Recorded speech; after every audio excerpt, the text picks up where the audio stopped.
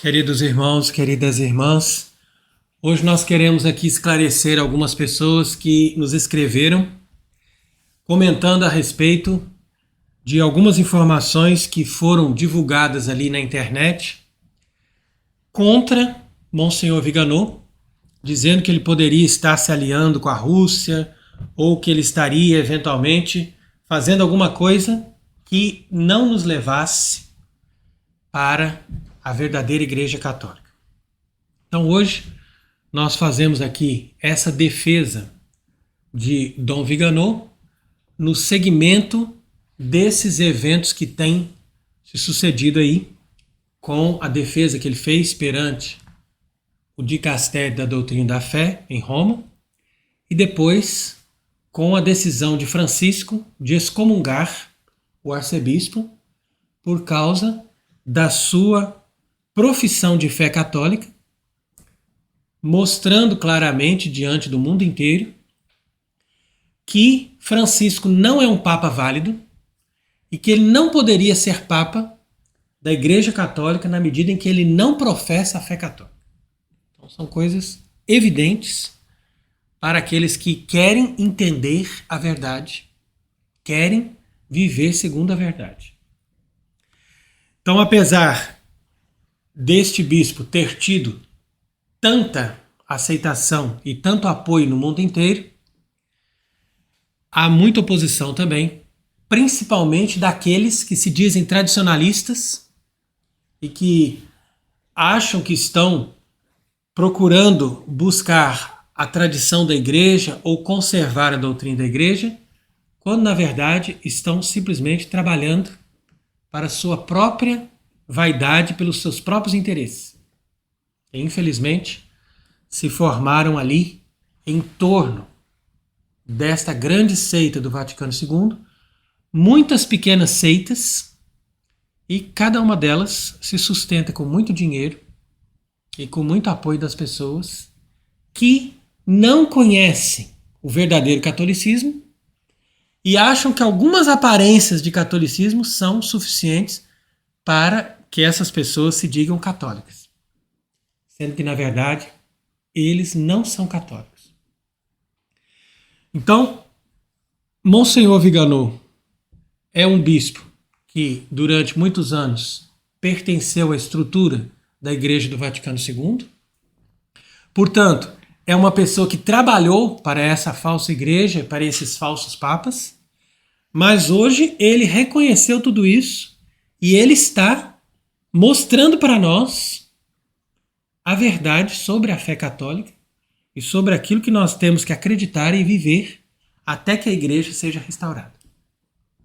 Então, quando nós falamos da restauração da igreja, nós, obviamente, estamos falando da restauração dessa organização, ou seja, desse corpo místico em torno de uma unidade que só será possível através de um verdadeiro Papa. Então, por isso é que nós estamos sempre ensinando, através das nossas conferências, que não é possível você identificar a impostura de Francisco e da igreja que está instalada desde o Vaticano II sem você aderir ao projeto, ao interesse que a igreja tem de ter um pastor, de ter um verdadeiro Papa que governe o povo de Deus.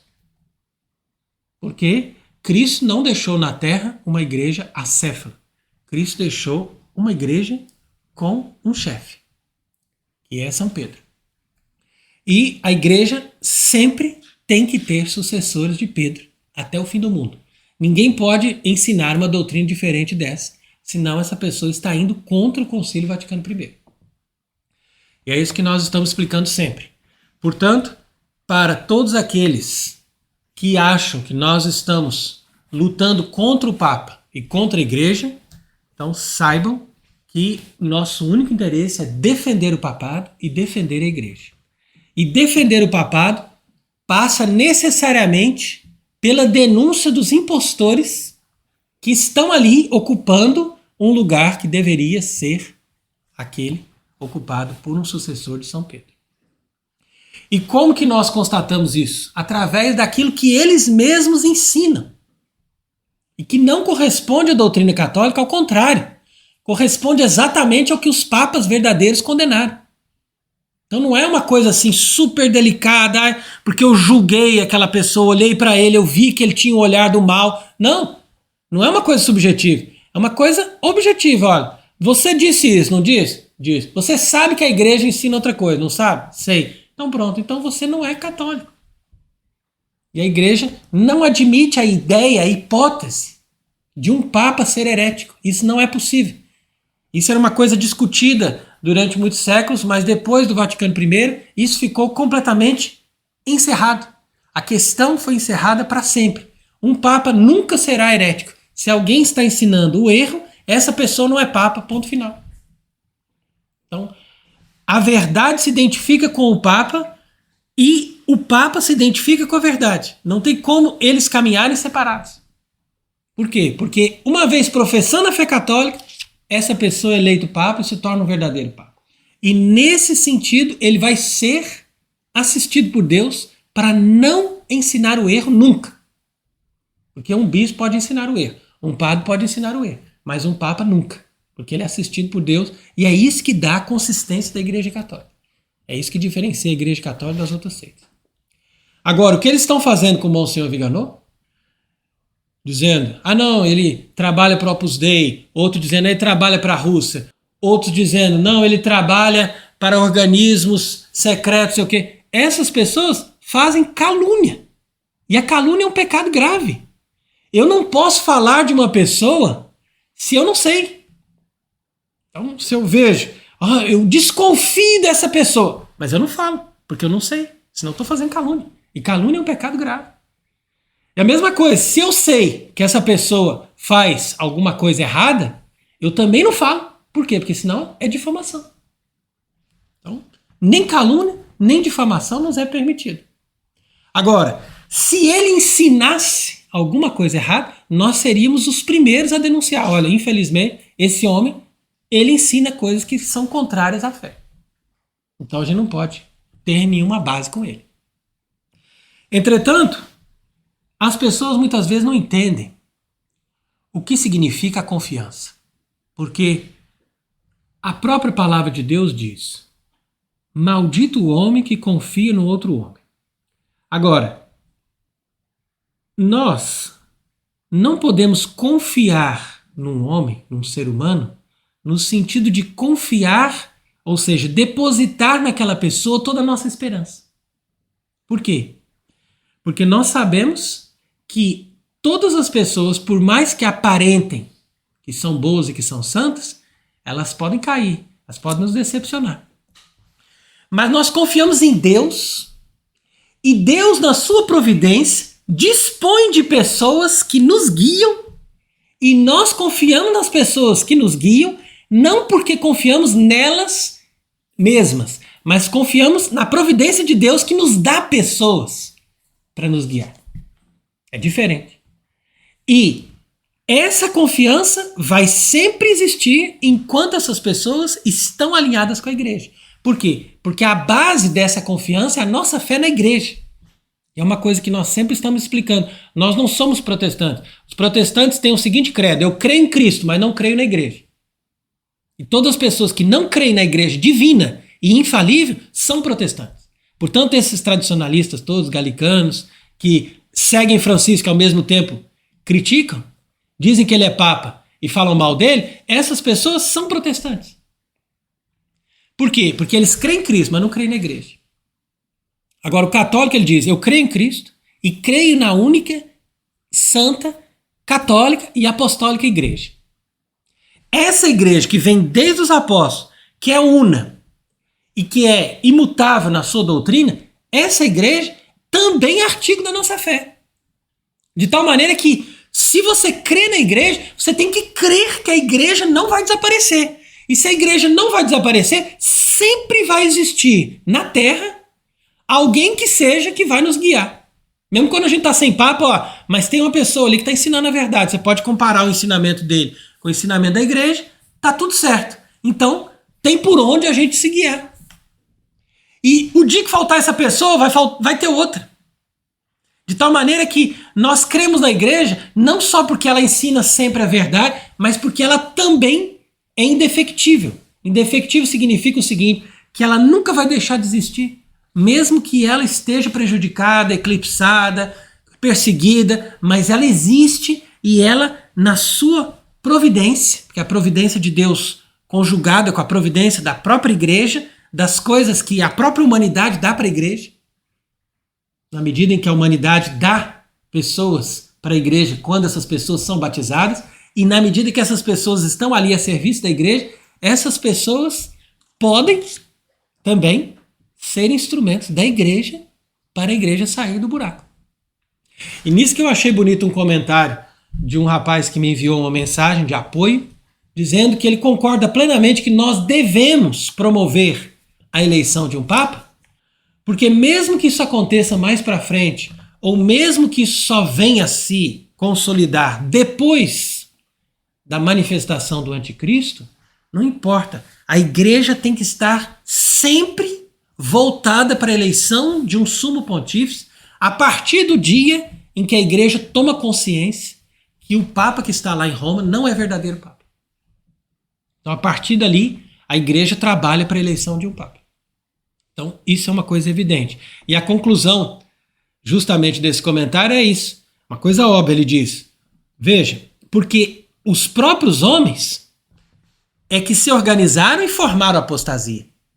Então, é lógico, é uma coisa razoável, que Deus espere que os próprios homens se organizem e com a fé que eles têm, baseados no magistério da igreja, eles destruam a apostasia e formem a oposição correta até o último grau, que seria justamente no momento em que um papa verdadeiro se manifesta e diz, ó, a igreja católica está comigo.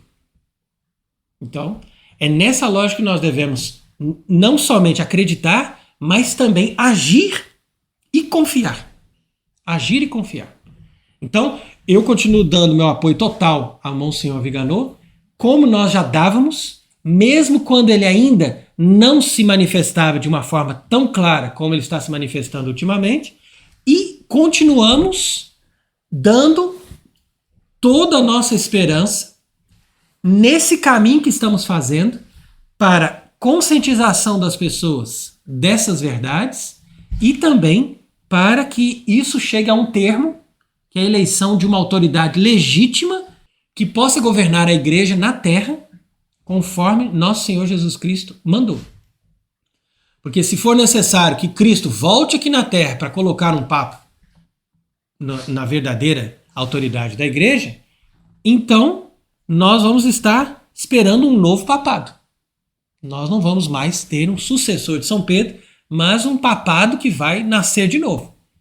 Isso não é o que a igreja ensina. A igreja ensina que o papado, esse mesmo que Cristo colocou, vai até o fim do mundo. Então, de qualquer maneira, antes que termine o mundo, tem que estar restaurado o papado. E um papa tem que estar vivendo na terra quando o mundo terminar. E isso está previsto na Constituição da própria igreja.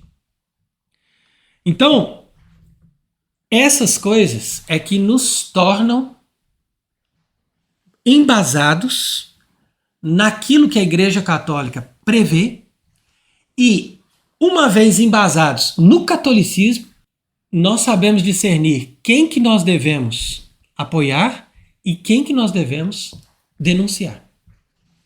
E mesmo pessoas que ensinam o erro, amanhã ou depois, eles podem se converter e estar conosco na verdade. Então, a partir dali, essas pessoas serão nossos amigos. Por quê? Porque nós não somos inimigos das pessoas, ou nós não combatemos pessoas porque nós não gostamos ou porque essas pessoas não são amigos. Não, ao contrário. Nós rezamos por todos, mas nós queremos combater os erros e trabalhar em união com os verdadeiros católicos. E hoje, desde que a pessoa tenha consciência de todos esses problemas, a pessoa só pode dizer que ela é católica quando ela tem certeza de que não há um papa verdadeiro na Terra e quando ela tem também certeza de que a igreja tem condição de eleger um papa verdadeiro na Terra. Essa verdade é fundamental, senão a pessoa não é católica. E não sendo católico, nós não podemos fazer ecumenismo. Então não existe essa história de, não, vamos juntar todos os tradicionalistas, ou vamos juntar todos aqueles que são a favor de tal coisa. Não, não é assim. É ou tem toda a fé católica, ou tá fora. Um artigo da fé, não aceito. Tá bom, então você tá fora. A Igreja Católica é formada somente por aqueles que aceitam toda a fé revelada por Deus e ensinada pelo magistério da Igreja. Ponto final. Então, como Monsenhor Viganò fez a sua profissão de fé e continua fazendo, então nós damos o apoio que devemos dar para ele como alguém que é hoje uma referência do verdadeiro catolicismo. Então veja o que ele acaba de dizer nesta sua homilia do dia 7 de julho. Então ele diz assim, olha, há poucos dias uma igreja escravizada pelo mundo julgou-me por cisma e condenou-me com a excomunhão por ter professado abertamente a fé que o Senhor, pela minha consagração episcopal, me ordenou a anunciar. Então aqui está bem evidente que nós estamos falando com alguém que é católico. E ele diz a verdade. Uma igreja escravizada pelo mundo, porque é isso que nós vemos nessa falsa igreja de Francisco. Então ele diz, a mesma fé pela qual os mártires foram mortos, os confessores perseguidos, os sacerdotes e bispos presos ou exilados. E isso numa grande proporção, e as pessoas nem sequer imaginam o quanto a igreja foi perseguida, o quanto a igreja foi maltratada por esses mesmos que hoje são amigos da nova igreja. Mas como podemos pensar que é a verdadeira igreja que ataca os seus filhos e os seus ministros e ao mesmo tempo acolhe os seus inimigos e assume os seus erros? Esta igreja que se autodomina conciliar e sinodal é uma falsificação e uma contra-igreja para a qual tudo começa e termina nesta vida e que não quer aceitar nada de eterno, precisamente porque a imutabilidade da verdade de Deus é intrinsecamente alheia à revolução permanente que esta igreja acolheu e promove. Então isso daqui também eu acho muito importante ressaltar, porque Monsenhor Viganò, ele vai ali no foco do problema. E a maioria das pessoas não percebe isso. Nós lutamos contra a revolução.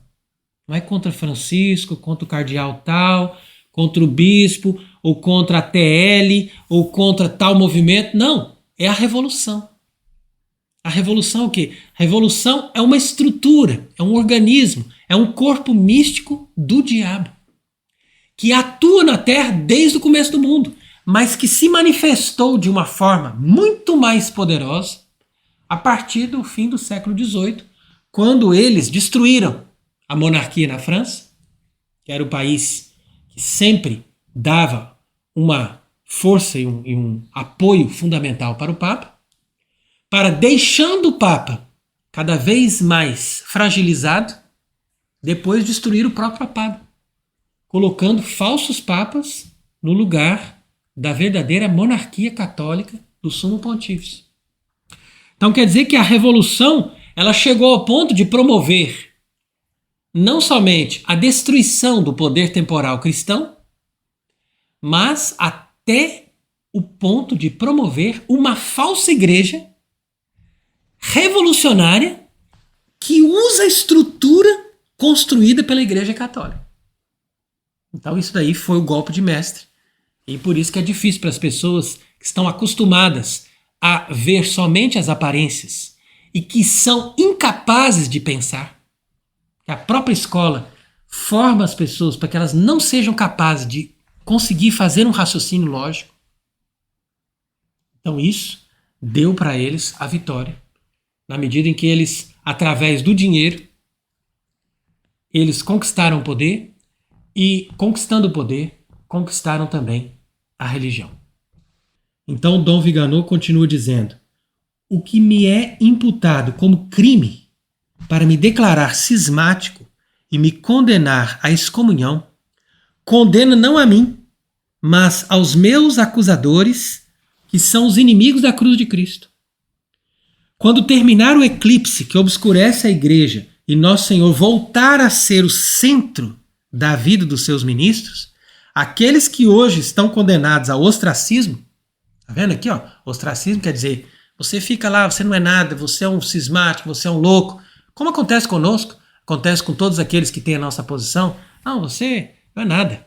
E são pessoas coerentes, são pessoas de grande capacidade, são pessoas que normalmente na igreja católica, normal, com verdadeiros papas, seriam arcebispos, seriam cardeais, e hoje essas pessoas nem sequer conseguem ser padre. Nem conseguem ser um sacerdote, porque eles são colocados para fora. E são condenados ao ostracismo.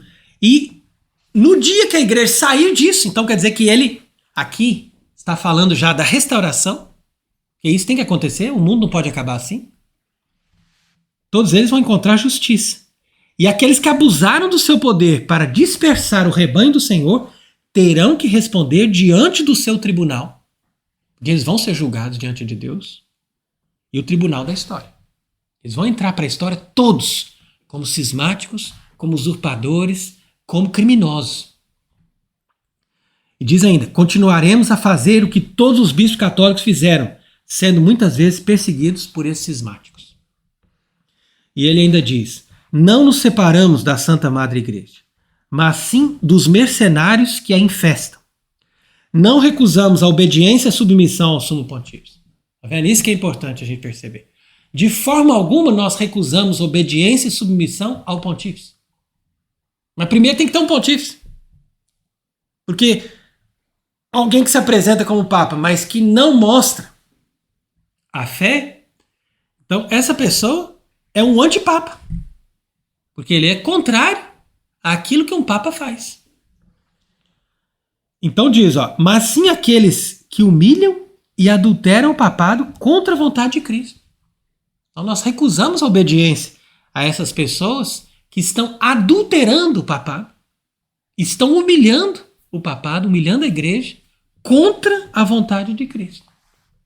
Não lutamos contra a verdade revelada, quer dizer que Deus nos livre disso, mas sim contra os erros que todos os verdadeiros papas sempre condenaram e que hoje são impostos por aqueles que querem fazer da Santa Igreja escrava dos seus inimigos, por aqueles que se iludem pensando que podem manter o corpo eclesial vivo, separando de sua cabeça que é Cristo. Então ele diz, ó, não temos um pontífice que nos possa julgar e excomungar. Ponto final.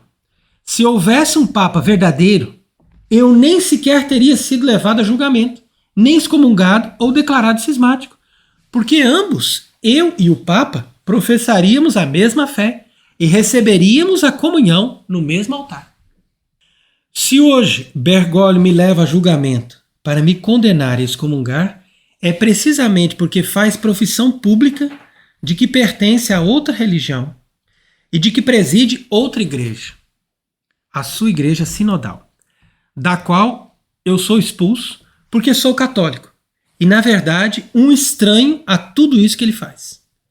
Por isso, tenho o coração sereno e total convicção de que o que eu faço está em conformidade com a vontade de Deus. E só assim poderia ser. Então, realmente uma carta muito profunda, muito bonita, muito serena. Mostra uma pessoa que está em estado de graça, uma pessoa que não está nem na revolta, nem no orgulho, mas que está simplesmente em conformidade com o que Deus pede para ele, ou seja, dá o testemunho da fé, deixa eles te atacarem, te humilharem, porque no final das contas, quem está com Cristo sempre vence, mesmo que seja depois da morte. Então, a respeito daquilo que eles estão dizendo aí sobre a questão da Rússia, nós devemos também dizer aqui que nós não podemos também separar os outros ou fazer discriminação. Então quer dizer que, da mesma forma como os fariseus tratavam as pessoas na época de Cristo, dizendo, ó, essa aqui foi prostituta, nunca mais ela recupera. Esse aqui foi publicano, não tem o que fazer com ele. Não. É com o publicano que Cristo quis trabalhar. É com a prostituta convertida que ele quis trabalhar. Mas ele exige da pessoa mudança de vida. Da mesma forma, nós podemos esperar muita coisa da Rússia. Mas nós não esperamos algo da Rússia comunista, nem da Rússia de Putin. É verdade que muitas vezes Monsenhor Viganò elogiou Putin, ou elogiou Trump, ou elogiou alguma coisa que acontece no nosso tempo que podemos dizer que é boa. Mas nós temos que ser corretos e perceber sem ingenuidade que todos esses que fazem alguma coisa melhor, como o próprio Bolsonaro também fez no Brasil, são aqueles que são ruins, mas que são com certeza melhores do que os péssimos. Porque é claro que o Bolsonaro é melhor do que o Lula, mas nós não vamos esperar a verdadeira renovação do reino católico do Brasil e de Portugal de um Bolsonaro. Assim como nós não vamos esperar a conversão dos Estados Unidos de um Trump, que é alguém também manipulado pelos judeus. Veja aí o que eles estão fazendo agora, por exemplo, em relação a esse atentado da semana passada, que mostrou ali o Trump como um vencedor diante dos seus inimigos. Mas, com certeza, existe uma montagem ali por trás. Porque as pessoas que foram testemunhas daquele acontecimento dizem que, de fato, já tinham detectado ali que tinha um atirador ali, profissional, já posicionado e ninguém fazia nada. Os policiais, os seguranças estavam tranquilos. Não, eu vi, eu sei que ele está ali. Pronto. Quer dizer, isso não é possível. Então aquela cena foi montada justamente para poder fazer com que esse homem volte novamente ao poder. E nós devemos imaginar que o poder que está instalado nesse mundo para chegar até os seus objetivos finais se serve do comunismo, mas também se serve de Trump e também se serve de Putin. Porque tudo isso é conjuminado. E como nós já explicamos outras vezes, todas essas guerras e tudo aquilo que eles fizeram até hoje não são facções em busca do poder, mas, na verdade, são diversos organismos aparentemente opostos, mas que lutam pelo mesmo objetivo, que é a destruição do catolicismo e a introdução de um reino luciferiano implantado a partir da base talmudista e cabalista, que é falsamente chamada de judaísmo, mas que, na verdade, se baseia totalmente no reinado de Lúcifer. Então, sem nenhum tipo de ingenuidade, nós sabemos, pelos escritos e pelas afirmações de Monsenhor Viganò, que ele não tem nenhum tipo de ligação com essa gente. Se tivesse, ele teria muito mais reconhecimento, muito mais poder. Entretanto, o que nós devemos valorizar, sem dúvida, é a Rússia católica, é a Rússia que foi discípula do Evangelho, discípulo da verdade e que se implantou a partir do século X com muita força e que com certeza é uma esperança para a restauração do catolicismo. E isso não sou eu que estou dizendo, mas é a própria profecia de Fátima que nos atesta. Então, se essas pessoas não acreditam na mensagem de Fátima, é outra coisa. Mas eu acredito e digo com toda sinceridade que é muito provável que, a partir do momento em que nós tenhamos um verdadeiro Papa, a profecia de Fátima vai se cumprir dessa forma. Ou seja, o Papa verdadeiro vai consagrar a Rússia antes de ser Marte, e consagrando a Rússia se converterá. E a Rússia se convertendo vai dar um apoio temporal, porque de fato a igreja precisa de um poder temporal, como aconteceu na época de Constantino, como aconteceu na época de Carlos Magno, e como aconteceu também com todos os reis que se converteram, porque as nações inteiras se converteram a partir da conversão dos reis. E o próprio Francisco Xavier, quando ele foi na China ou foi no Japão, ele não ia falando para o povo nas praças públicas, ele ia atrás dos governantes, falava, quem que é o príncipe? Quem que é o chefe? Ah, não, é aquele. É lá que eu vou. Por quê? Porque ele sabia que convertendo aquele que é a cabeça daquela sociedade, toda aquela sociedade o segue. Isso é uma coisa evidente. Então, nosso trabalho não é um trabalho simplesmente de evangelização das massas, Mas o nosso trabalho deve ser também um trabalho de acreditar que um dia nós vamos ter lideranças ou mesmo pessoas que podem conduzir o poder temporal e que sejam realmente católicos e que protejam a igreja, como aconteceu no passado. E é justamente pela falta dessas pessoas que a situação ficou no nível que chegou. Então é importante que as pessoas entendam que o erro da Rússia no início não foi simplesmente o comunismo, mas foi o cisma. A partir do momento em que a Rússia seguiu o cisma dos gregos, a Rússia então afundou em todos esses problemas até chegar no comunismo. Então a coroa da Rússia já foi culpada diante de Deus adotando o cisma. E uma vez adotando o cisma, o diabo a levou para todas essas outras desgraças, como ela se colocou até hoje. Mas a nação russa tem uma raiz católica. E é essa raiz católica que nós devemos recuperar. Então veja o testemunho aqui do grande carmelita exorcista do século XIX, que foi o padre Francisco Palau, que era uma pessoa que tinha grandes revelações e a partir dessas revelações ele entendeu tudo que estava acontecendo na época e tudo que aconteceria no futuro. Então, o grande profeta do nosso tempo, o padre Francisco Palau. E uma vez que ele estava em oração no seu exílio no Vedrà, ele escutou o próprio diabo dizer o seguinte: por causa do crime de deicídio, tenho sob a minha jurisdição a Palestina e o povo judeu. Por meio de Maomé, apresentei batalha em vastas regiões da África e parte da Ásia e venci. Então isso aqui é o diabo falando. As coroas da Grécia e da Rússia me pertencem por justiça. Tá vendo? Então só isso aqui já é um testemunho contra eles, porque isso foi antes do comunismo. E o diabo já estava dizendo, ó, a Grécia e a Rússia me pertencem por justiça. Por quê? Porque eles se separaram do Papa. Então quando nós temos um Papa legítimo, nós temos que estar em comunhão com ele e obedecer sempre. Do contrário, nós estamos dando entrada para o diabo. E foi isso que aconteceu com a Grécia e, infelizmente, por causa do rito oriental, a Rússia foi levada pelo erro dos gregos. Quando, na verdade, a Rússia era extremamente devota e unida ao Papa desde a origem da conversão. Então diz ainda, olha, pelo protestantismo eu consegui fazer apostatar a maioria dos reis da Europa e, ultimamente, escrevendo na minha bandeira o título Revolução, fiz uma insurreição geral na França, na Espanha e na Itália. O que é que vos sobrou? A sociedade humana me pertence por direito. Todas as nações se renderam a mim e apostataram da Igreja Católica. Eu fiz tremular minha bandeira revolucionária e todos os reis da terra se emanciparam de vossa lei. Isso aqui é terrível.